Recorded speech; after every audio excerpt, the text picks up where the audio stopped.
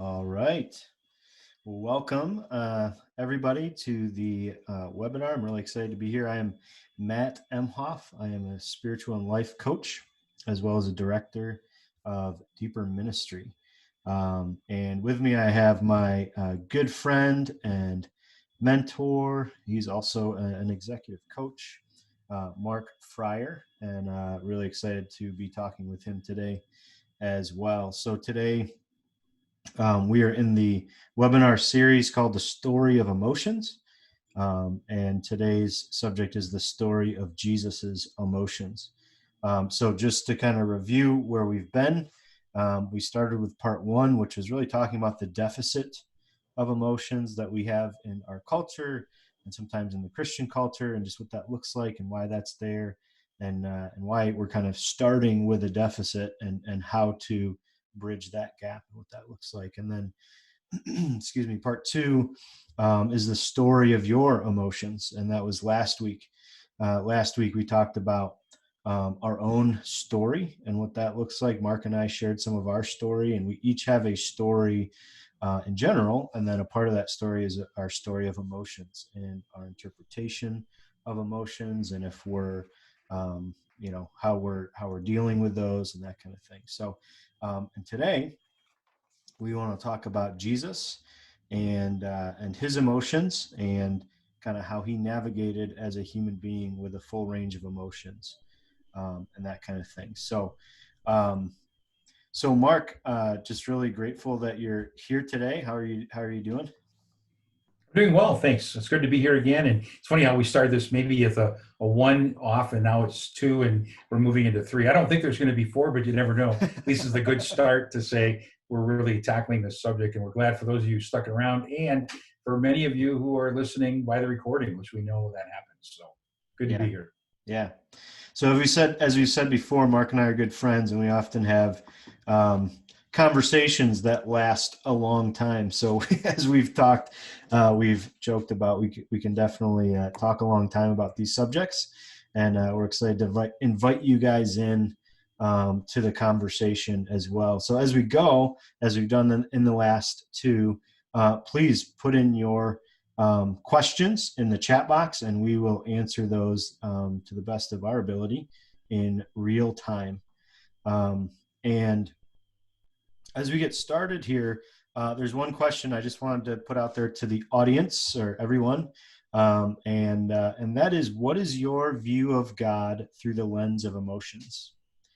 I don't know about you, but for me, often as I was growing up, our kind of theology, Christianity, and emotions were separate, and we didn't think about a lot about that or what that looked like. And so, I think we, or I at least, grew up with a certain understanding of what how God interacts with emotions, or what He thinks of those, or is He angry? Does He make people fearful? Does He, what does He do? How does He interact with us, and that kind of thing. So, we'll take about 30 seconds to pause and ask the question, what is your view of God through the lens of emotions? If you have a piece of paper, write a few things out.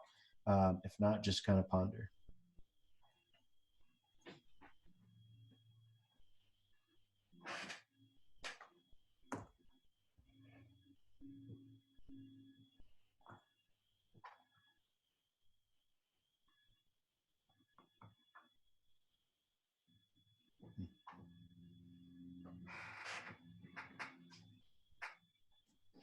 All right, so we'll just kind of keep that question in our back pocket as we go through this, to kind of see what are some of the assumptions, ideas, teachings that you've had, or hold, maybe without even knowing it, about God and emotions and that kind of thing. So last time at the end of our session, we had a question from somebody, and I don't remember the exact wording of it. Maybe Mark remembers some of it, but the idea was, it was somebody saying, sometimes we struggle with rest, and how does rest, what does rest have to do with emotions, and how does all that interact, right, Mark? Something like that. I think so. And if not, whoever, I think if they're on, they can put it in the chat. So that's what we heard. Yeah. Yeah. Well, let me tell you a true story that just happened a few weeks ago with me. I'm leading a leadership team training, and it was 5 hours long on Zoom, so we had a lot of breaks. And during one of the breaks, one of the ladies says, "Hey, Mark, I'm really tired today because my 15-year-old daughter woke me up at 12:30 this morning and told me she felt like she was having a heart attack." And we said, like, "Are you kidding me?" They were, "No, like, where does it hurt?" And they said, "Do you want us to call 911?" "No, we need you to go to the hospital like right away. I'm clammy, my chest gets hurt. I'm, just I can't even think straight." So they got her to the hospital. Only one parent could go in. They went through all the COVID tests. They ran every test under the world, kept her there until 6, 7 o'clock, and then went home. And so, of course, mom was tired. Daughter still had a little bit of chest pain. And then one of the other moms said, "Hey, your daughter's 15. I have a 15-year-old. Is she on the phone a lot?" And both ladies said, "Oh yeah, our daughter is always on the phone. In fact, they're always looking at all the conspiracy websites, and they're laden with fear. And when they go to bed, anxiety is overwhelming." And the one mom said her symptoms of clamminess and feeling her chest is caving in are the exact feeling senses that I got when I had an anxiety panic attack. Hmm. So that story tells you, what do your emotions have to do with rest? Everything. It's so difficult to rest when we're carrying an emotional load or emotional baggage that's going to weight us down. So that's the story. We can learn lessons from it, but I wanted to start at least with that picture. Yeah, no, that's great. And I think it works both ways because oftentimes it is a posture of rest that can be really helpful to develop our emotional health and our emotional awareness and that kind of thing. So a phrase that I often use, and Mark, I know you use this as well, when we're in something, struggle or an emotion or that kind of thing, is to say, I think we need to sit with that. We need to sit with that emotion and be in it. And sometimes that's the last thing we want to do because often our emotions are uncomfortable. But it is sometimes the place of just staying and being. And we're so used to doing. We live in a culture that worships doing, and we don't spend as much time in just being. And in fact, I just was on the phone with a client the other day where I had just kind of told him I think he should not try to figure anything else out for the couple weeks between our sessions because he's a person who is really smart and really tenacious when he goes after his spiritual and emotional growth. But he was exhausted. He was exhausted by because his whole life he's been figuring things out. And so he tried that. Obviously, that's a learning curve to say, how do I just be instead of do? How do I rest? How do I give space instead of hard drive after it? And it was fascinating because after 14 days, we came back in our session, and he listed 5, 6, 7 things, and he kept saying, "This is what I noticed.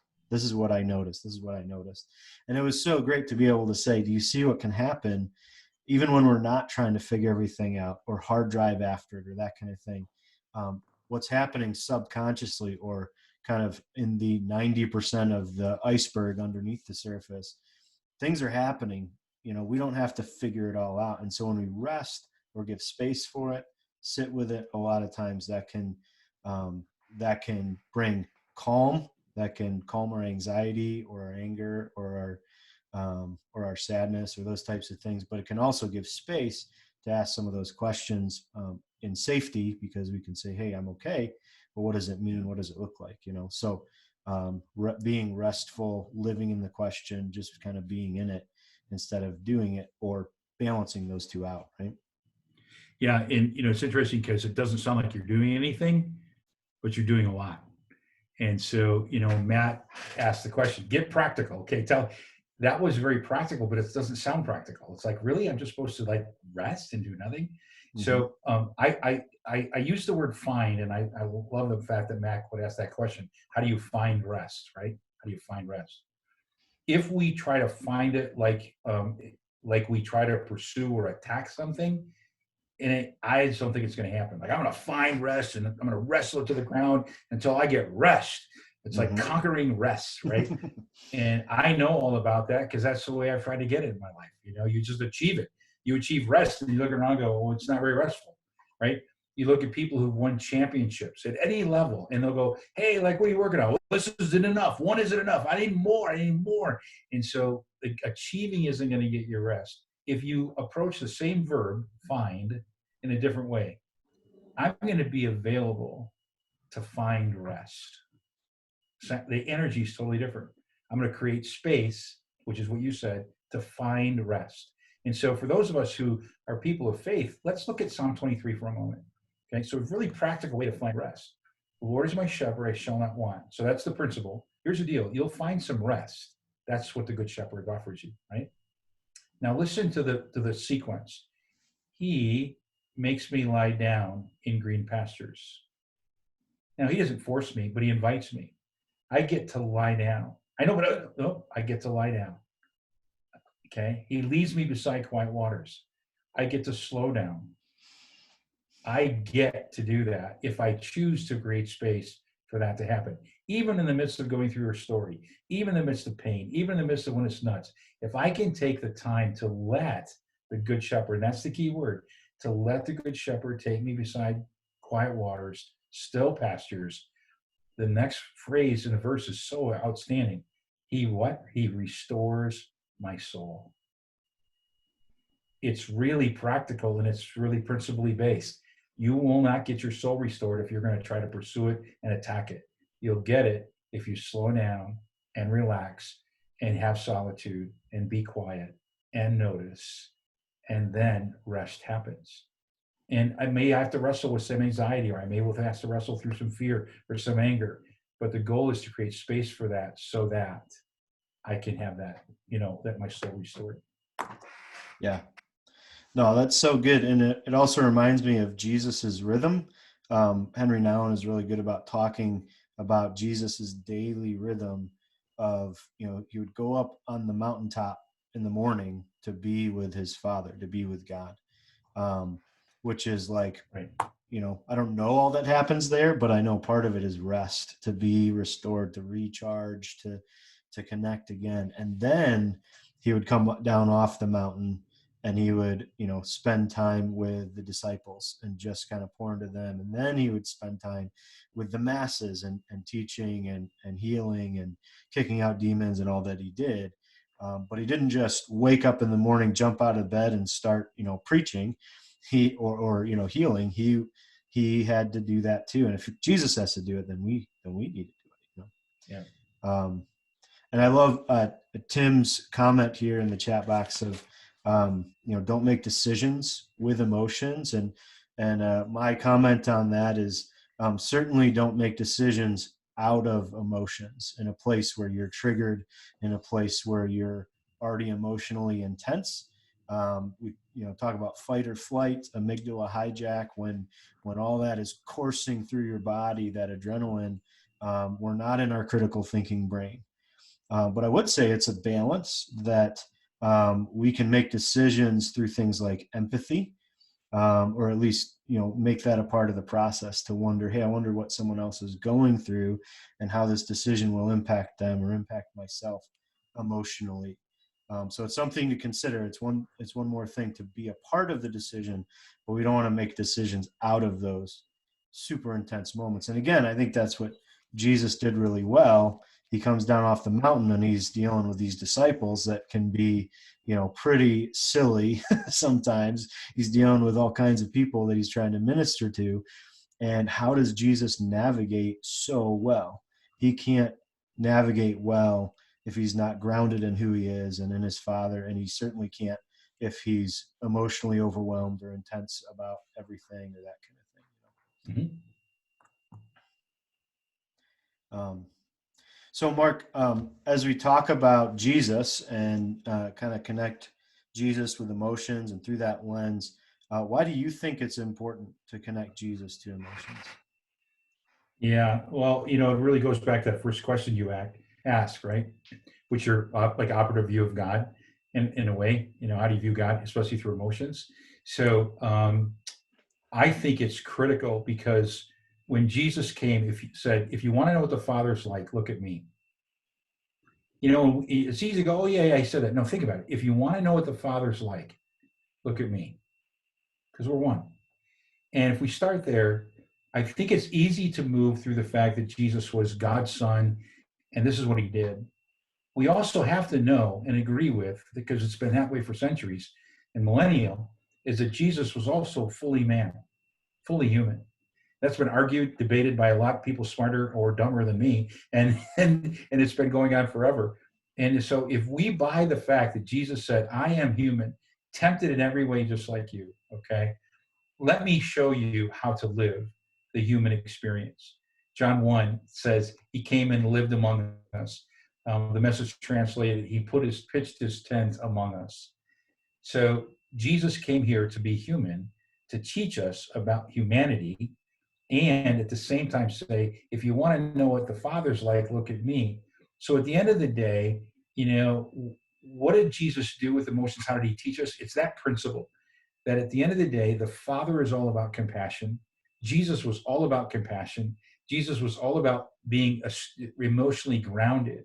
And therefore, he's modeled for us how to live an emotionally more mature, not perfect, more mature life. That's the global start. There's more specifics. Yeah. Yeah. Well, what it makes me think of too is, as human beings, emotion is so core to how we interact with everyday life. And it's so core to things like love or trust or relationships, So it's really hard to trust someone that's always mad at you or makes you feel fearful. It's really hard to trust someone that makes you feel uncomfortable or doesn't really listen to you, or those types of things. We feel diminished. We feel we feel sad because, wow, you really missed me, or those types of things. You missed my heart. You missed my words that I was trying to say, those types of things.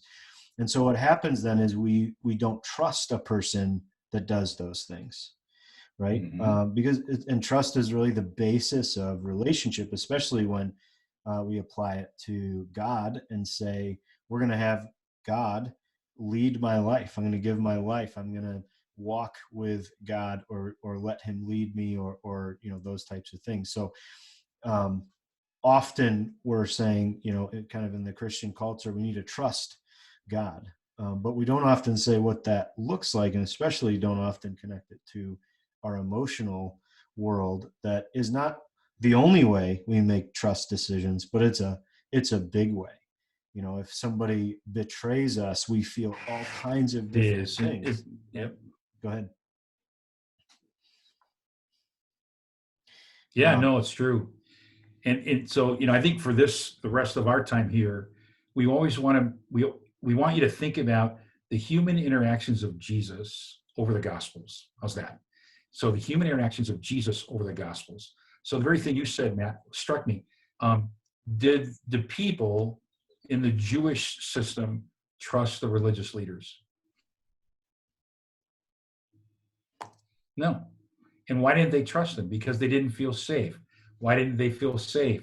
Because the religious leaders looked down on them and said, you're not enough. You're impure. You're not worthy.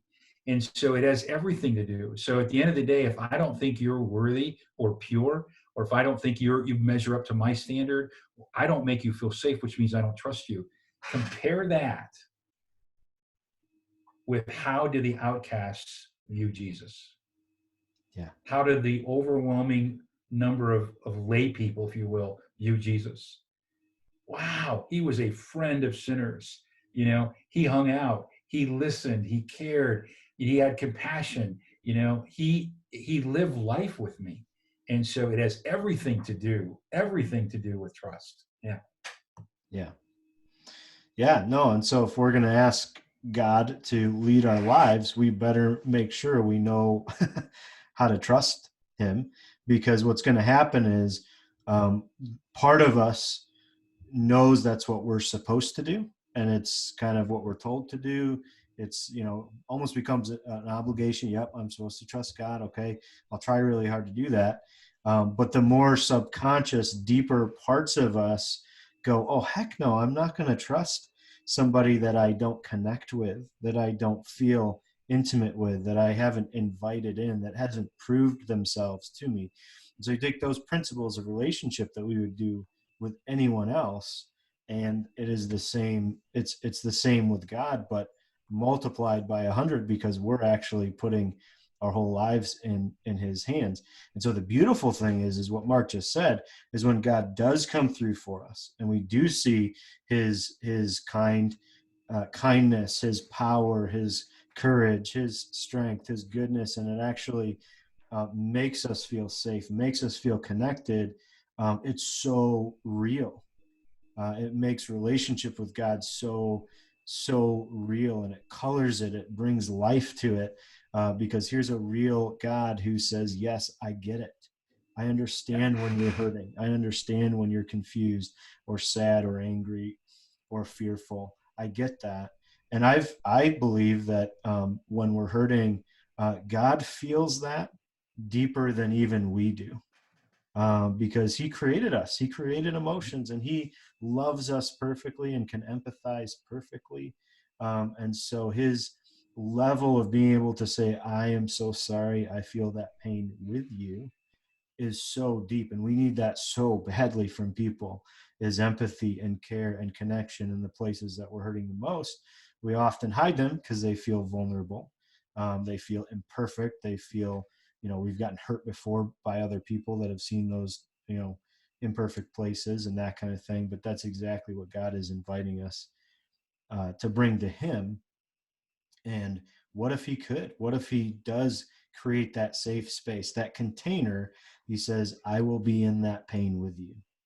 I will be, you have space to be angry, even at me, because I can handle it. And then we can talk about it. Then we can work through it. You have space to be fearful and scared, and then we can walk through it together. You have space to be sad, and you can grieve and hurt. We have space to be joyful and celebrate and be excited and passionate. Let's do this life together. All of a sudden, it takes God out of a, kind of like a textbook or a study or that kind of thing, and makes him into a personality that we can actually connect with. When we say relationship, that's the only thing that's the only way we can have a relationship, is when someone has a personality and a full life that we can connect with. Yeah. At the risk of people unfollowing me or judging me, which is fine, I probably wouldn't. Too late. Yeah, so I'm going to try it anyway. They're being really vulnerable. As a young man, as a boy growing up, and then a young man, and then a young adult, being told repeatedly, "You're not worthy, but Jesus died out of you, so you're going to go to heaven. Be happy." I, I mean, as a young person, especially, I'm like, and what does that mean? Well, you should be thankful because you're unworthy and he died for you, so be happy. Great, I've heard it twice. In fact, I've heard it every week now for 29 years, and it just isn't appealing. And again, I'm not trying to be blasphemous. I love the fact that Jesus did all of that for me. But if I can't envision a compassionate God who then welcomes me in, does exactly what you just said, is there with me, the good shepherd, it isn't appealing to me, and therefore isn't appealing to anybody else, especially those who don't know Jesus. So that's how raw it was for me. I had to pursue a God who was compassionate and find that and see if he's really there, if God really existed, and that God does. Yeah. Yeah. Well, and another way to think about it is to think about, those that you love, those that you trust, and the moments where you felt most taken care of, the moments where you felt most loved, most heard, most valued. And if God can't hold a candle to that, then other people are more loving and kind and connected than than God is. That doesn't make sense. So there's got to be some kind of connection. There's got to be, if he's the God of love, the God of the universe, he's got to have these characteristics and connect with us on those levels of love and care and connection. Therefore, to your point, Mark, the cross becomes about the unconditional love, not as much as you're such a wretch and a terrible person, and how could you? But it becomes just a gift that he says, I love you this much. Yep. You're this safe with me. You're this Yep. invited, accepted, valued. And that just changes the picture when we're not being diminished. Our limitations, our sin, our brokenness are honored. But then there's a path, a way to say, I'm hurting or I've screwed up or that kind of thing. Well, good. How do you feel about it? And how do we work through it? And let's go. Let's go, friend. Let's go, son. Let's go, daughter. Let's do this together, and that's a much different thing. So as we continue, Mark, I'd love to, for you to kind of give us some context with some examples from Jesus's life about how he handled emotions. Yeah, thank you. I'm going to give a lot of credit to Peter Cesaro in the book, The Emotional Healthy Church and Emotional Healthy Spirituality. He put to words what I've been longing for someone to write years ago. So I'm so grateful that many, many years ago I was introduced to this because he was able to put into print things that I had sensed and urged and been drawn to. So if we start to look at Jesus from a human perspective, and then you start adding emotions to Jesus' life, we know and heard of some of these emotions. Jesus has cried. Jesus has had compassion. Jesus has had grief. Jesus has been angry. Jesus has been sad. Jesus has been astonished. He's been in awe.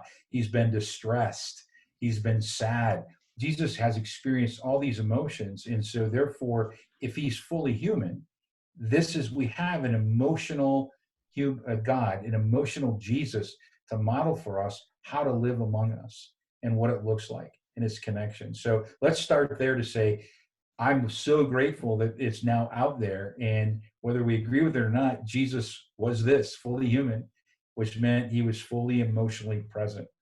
There wasn't a passive aggressiveness in Jesus. There wasn't disgust or there wasn't disdain for people. There wasn't, that level of, you bother me. Even when the Pharisees were doing their shtick, or even on the cross, hey, Father, forgive them. They don't know what they're doing. Like, that's the highest level of emotional anger that I've ever seen, right? He's not acting on it. He's going, okay, okay, forgive them. They don't know what they're doing. But to me, the penultimate example of that, which I had taught before I learned this, and now it makes more sense to me too, is Jesus' interaction when his good friend Lazarus died. Can I share that? Yeah, please. Yeah, so think of it this way, and it's recorded, in John 11, if you have looked at it, or maybe look at it again sometime. So Jesus' good friend, Mary, Martha, Lazarus, and he's now not in presence with them. Okay, he's out of town, and he gets word that Lazarus has died. And so very interesting interchanges occur, both in his spirit with the disciples and then eventually with Mary. So the Bible says that when Jesus got word that he died, he was deeply moved. That's the emotional word that the Greeks describe it as, which means he was sick to his stomach. So when I've been around enough grief and enough pain in my life that I've felt deeply moved, like I feel like puking. This is so sad. I can't even think about it right now. It's like overwhelmingly burdensome. And that's the Greek word that was used. Jesus was deeply moved at the death of his friend, which would make sense, right? As a human being, of course he was deeply moved, all right? And then in that progression, already, which we don't know how long, but there was a progression. It says that Jesus was troubled in his spirit, okay? And then it went on to say that he was so troubled, the Greek word is actually ebrabemazo, which means snorted with anger. So Jesus, thinking about his good friend Lazarus, he snorted with anger. Like, what was he mad at? A lot of things. He was mad at death. He was mad at the fact his good friend died. He was mad at life wasn't supposed to be this way, at separation, at the pain of his family, right? All sorts of levels of grief. And then it says he was once more deeply moved. So he really got annoyed again and really got sick to his stomach about all this. So it's interesting. So he has all that going on in his spirit, right? So imagine now, if he's emotionally healthy, expresses that emotion, deals with it, they walk now to Mary's house, which is so fascinating because I can vision this discussion. Here's Mary coming up to Jesus, and what does she say? It's so classic. Ready? If you would have been here, this wouldn't have happened. So immediately this blame goes out, right? To which I'm probably the only person on this, listening to this webinar who would say, if somebody did that to me, they'd get a mouthful of a lot of stank from me. Like, how dare you talk to me like that, right? Like, whoa, fight right back. And yet Jesus, could have gotten angry, certainly had every right to, doesn't shame her. Why? And my point, he doesn't shame her because he's done the work. He's done the hard work of dealing with his own emotions and at a deep level. And so what he did is modeled for us what he taught in the Beatitudes, which is, hey, watch your anger. There's nothing wrong with it. Anger is a spontaneous response. It is an alert that something unjust has happened. So the reality is something unjust did happen. His good friend died. Completely unjust. Anger, well deserved. Okay. The question is, what did he do with that anger? Now, Divine Conspiracy, Dallas Willard put it this way: anger indulged always has in it an element of self-righteousness and vanity. Think about it. Oh gosh, anger indulged has an element of self-righteousness and vanity, which is the ego, right? So Jesus, when we go, well, yeah, Jesus cleared the temple. It was self-righteous anger, right? So he didn't indulge his ego. He didn't go after it like we would when our ego was crazy. He was able to say, no, I'm angry. Or he was able to say then weird stuff like, by the way, when you pray for people, pray for your enemies. Well, are you kidding me? I'm pissed at my enemies. No, I think it's a really good idea to pray for them, which means you got to face your anger. Why am I mad? What does that look like? I just talked to someone the other day. They said, but what this person did was so unjust and I wanted to make them pay. So you were angry. And he goes, yeah. And I said, you have every right to be. They treated you unfairly. They took advantage of you. But how do I make them know about it? I go, oh, so your motivation is payback. Oh, crap. Yeah, it's not. I know. But if we don't stop and deal with that emotion, it's okay to be angry, then we can act differently. So that's my first shot at Jesus there. And I think I did notice Pete saying Beautiful Outlaw has a real expression of Jesus displaying emotions. Absolutely. So if you want a tutorial course in this, Beautiful Outlaw is a great book to look at Jesus from that perspective, to put a lens on of humanity. Yeah, no, that's great, Mark. I appreciate that. The other thing I noticed about that story is, all anger is asking us to act, to do something, to either fight the injustice or let it go somehow, or move forward. And so even in this, Jesus brings his power and goes and raises Lazarus from the dead. And so he's using what I would call his anger energy to go do something about this injustice, And so I think sometimes I think we look at God or Jesus and say, oh, they're not emotional because that looks like weakness, or that's Right. not all powerful, or that's, that kind of thing. But no, that's where our power comes from. That's where our passion comes from. And so here's Jesus, and he's, he's pissed off, he's angry. And so he goes and actually does something about it to fight for what is justice, to fight for his friend, and that kind of thing. Same with the story of Jesus in the temple. He's angry at the way that the people in the temple are stopping people from worshiping God, connecting with God in the temple. But he pauses.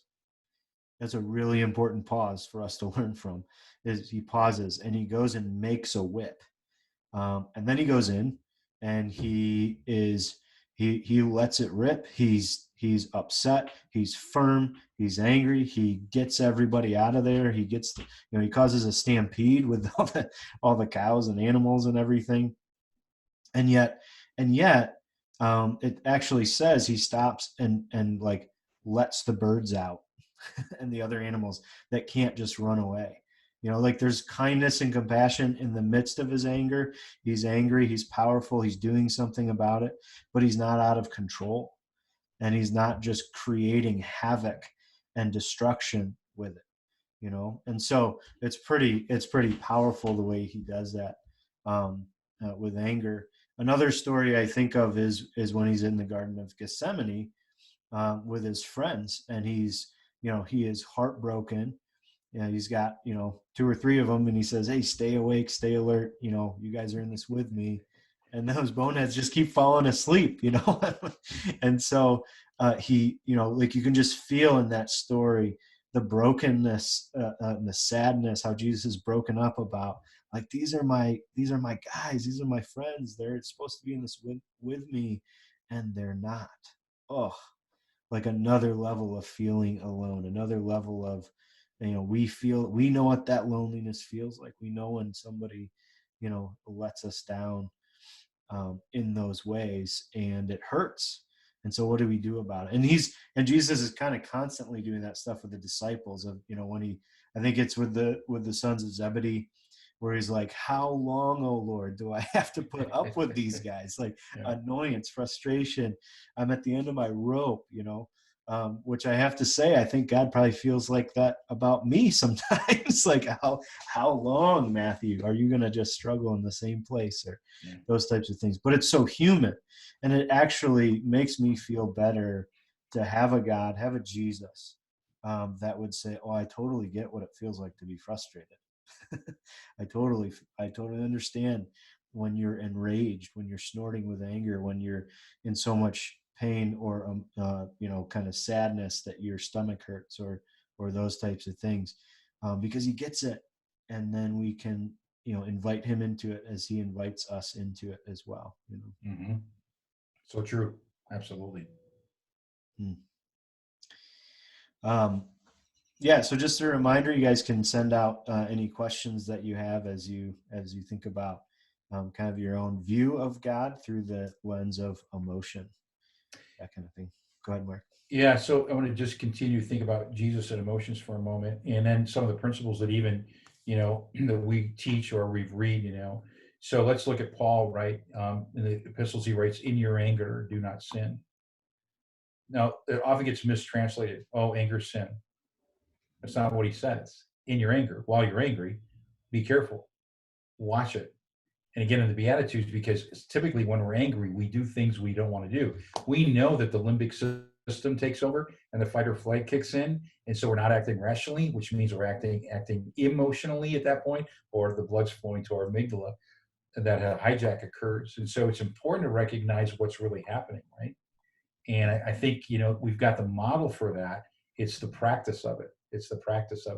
So recently, one of my friends said to me, who's been working on this finding place for resting and noticing your emotions, he called me and he said, hey, Mark, something was said the other day at work and I got triggered. Now, in our conversation, in our language, that means there was an emotional hijack happening. I got triggered, okay? Now, when you get triggered, you often want to react, which is, this is I'm coming this way, I'm coming back, there's an equal stimuli, and I'm fighting. I got triggered. And immediately he said, this was my thinking process, and I didn't trust the guy. And so he said, I literally had to turn off my computer, turn off my phone, and for a half hour, sat at my desk, eventually with my head in my hands, and just breathe, to figure out what was really going on. And then after a half hour, started processing, okay, why am I triggered? What does that look like? What does that mean?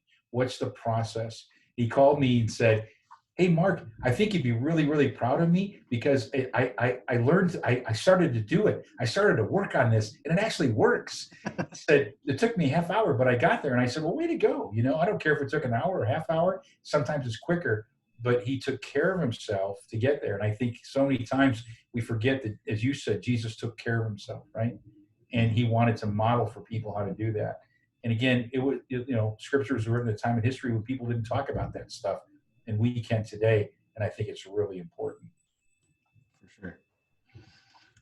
No, that's really good. And one of the things that makes me think of is when, all the times when it says, Jesus said, let the little children come to me. Yeah. Let the kids play with me. And I think, not to step on a sacred cow, but I might walk on eggshells a little bit, is I think sometimes the way the Bible's language comes across is very unemotional. You know, Agreed. I don't think it's necessarily wrong in the way that it is interpreted, but often when a story is told, we miss out on Well, the let's pause for a moment. yeah. In deference to all the translators, they weren't emotional giants. Next. Yes, exactly.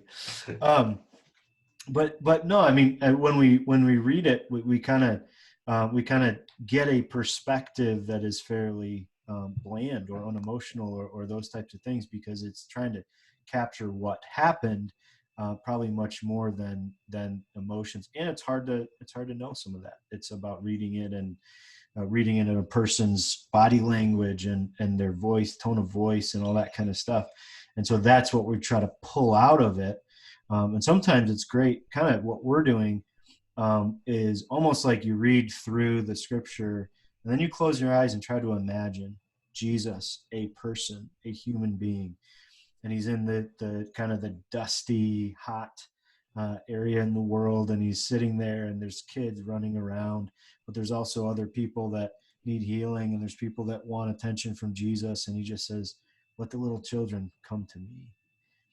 And they and like, little children, they're gonna laugh, they're gonna play, they're gonna be messy, they're gonna be awkward, they're gonna, and Jesus was the type of person that could pause in the middle of a crowd and say, "Let the little children come to me." That's incredible. How do you do that? How do you hold space for, in the same moment, these little children that are playing and having fun, and then hold space for, Pharisees and the teachers of the law that are trying to trick you at every moment, and then these disciples that are trying to bumble through what does it mean to follow Jesus, and then everyone else that wants something from Jesus, and he can hold space for all of it, and Yeah, absolutely true. so when you read some of these, it's a great practice to say, let me pause for a second. Let's put context in it. Use your imagination to color it, to bring it to life, because this really happened. Jesus is available like this, but putting personality and emotion to it brings it to life and allows us to connect with it in a different way. Absolutely. But here's the real practical piece, which I find fascinating. Pete just said, this is why I love to read the Message or the Passion, because they express emotion. So here's what's Eugene Peterson was the translator or writer of the Message, right?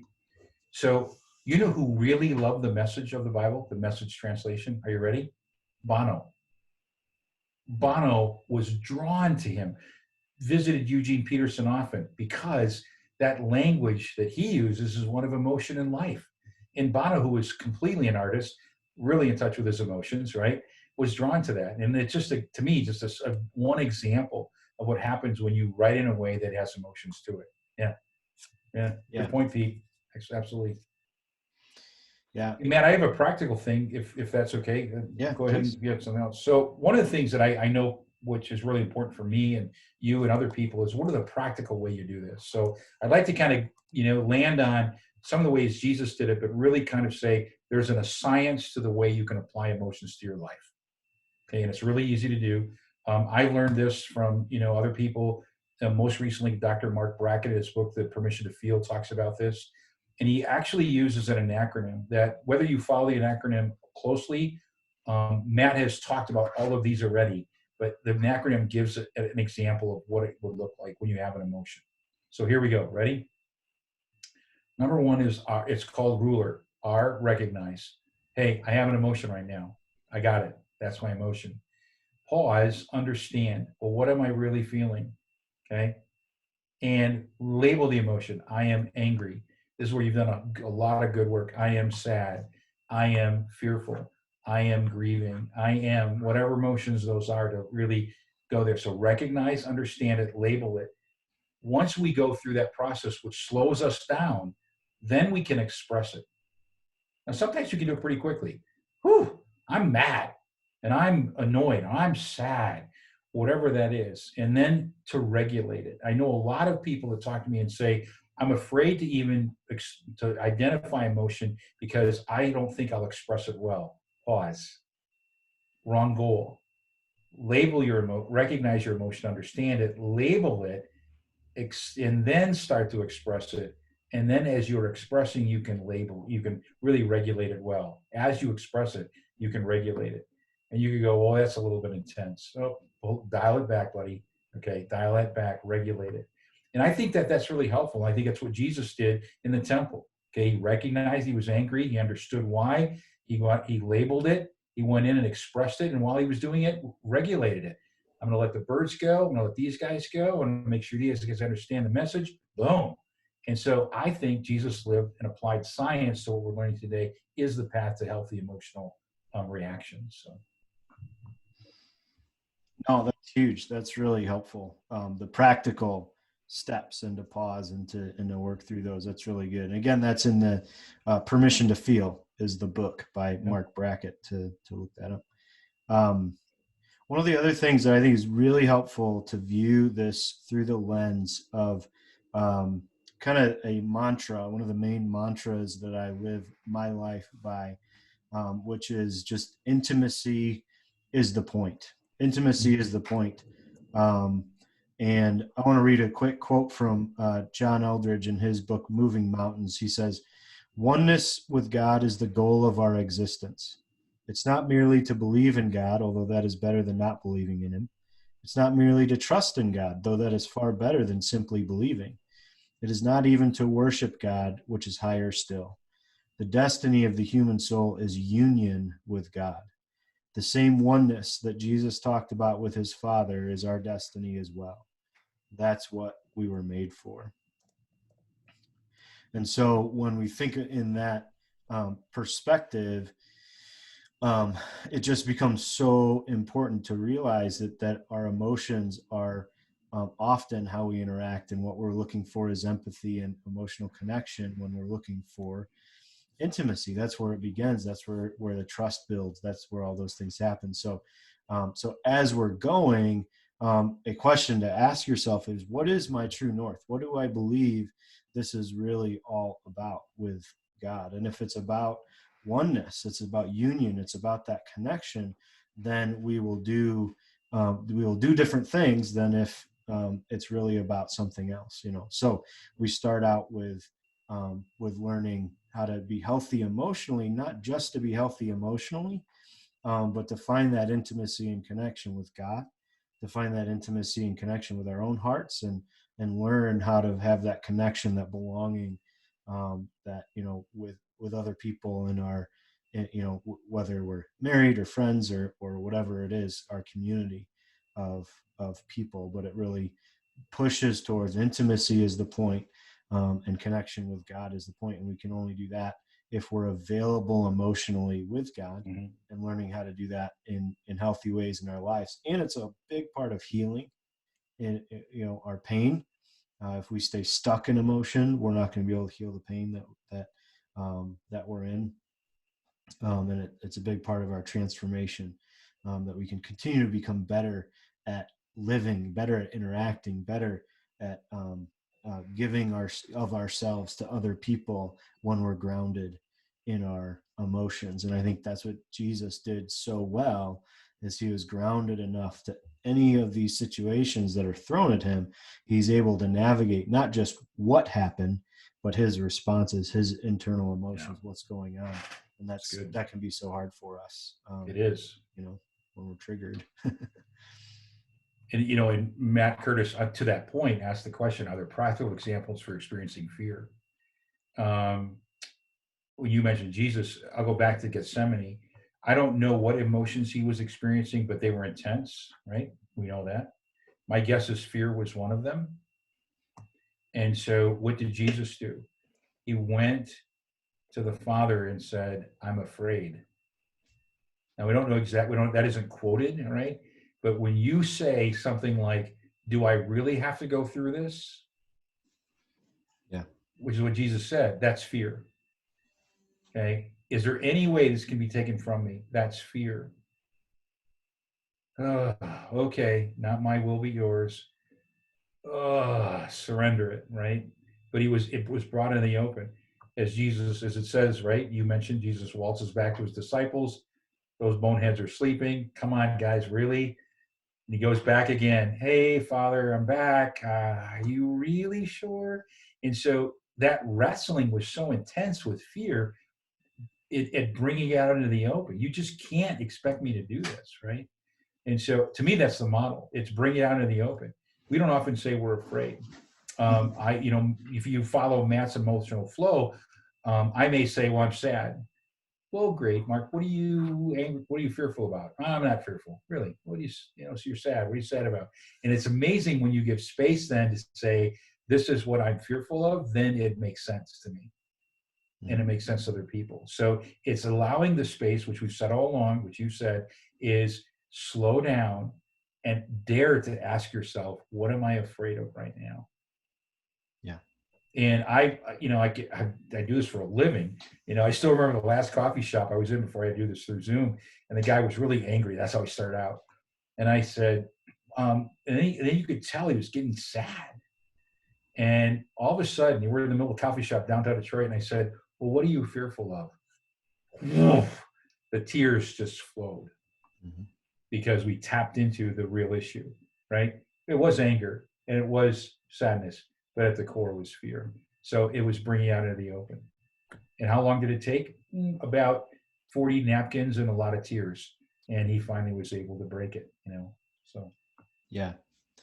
Yeah. And I think the other way to look at it is not only how Jesus handled his own emotion, but how he interacted with other people, helped other people handle fear, Yeah. He never was there. What is wrong with you? You should trust God more. You should never, yeah. And I think sometimes we read scripture that way. When the angel says, do not fear. Okay, fine. Listen, we'd be shaking in our boots if some, inanimate object appeared to us in the middle of the night and said, hey, by the way, I have a message from God from you. I think fear would be on the top of the list, and do not fear would be thank you, but I'm still fearful, right? Yeah. Right. Well, and I love how Jesus met people where they're at, and so he created space. So we can deduce that probably the woman at the well was fearful. She went to the well in the heat of the day when nobody else was there and that kind of thing because she was kind of an outcast. She wasn't one of the others and kind of was hidden and all that. And Jesus draws her out so much that she's running down the street saying, come see the guy that told me everything I ever did. Some of those interactions, you just go, wait, what happened? Exactly. We have some of the words and stuff, but what actually happened? That transformation that happens when the woman that is hidden and fearful and not with all the other women at the well is running down the road saying, come meet this guy. That is a completely changed person. And Jesus, goes out of his way to talk to her. It is a taboo for a man to talk to a woman, all kinds of different, rules he's breaking. Yeah, he went to Samaria and said, yeah, absolutely. Yeah. But what he does is he goes after her, after her heart, after who she is, pulls out the things that, she doesn't even want anyone to know, and she's lying to him and all that kind of stuff. But his honesty and his care, and it must be somewhere along the lines of his space that he could hold for her was enough to totally change her. Or the same with Zacchaeus. Zacchaeus is hiding in the tree, kind of curious enough to want to see, but, fearful enough to not want to be part of the rest of the crowd or that kind of thing. And Jesus says, hey, I'm having dinner with you tonight. And then after that dinner, the guy's totally changed. What happened at that dinner? He goes and he's gonna give back the money 4 times the amount that he took from the people. So what happened? I mean, Jesus must have been an amazing man, an amazing person to hold space where people could say, this is the way that I've been. This is the way that I've been stuck or fearful or confused or hurting. And now I can be courageous. Now I can move forward. Now I can do something different. I can be more of the person that I actually want to be, Yeah. So moral of the story, allow your fear to be seen by the divine and let the divine heal it, and then go out and be courageous. Yeah, absolutely. Yeah, no, that's really good. The last little bit I'll say too, I think Jesus had great boundaries. And he didn't say yes to everything.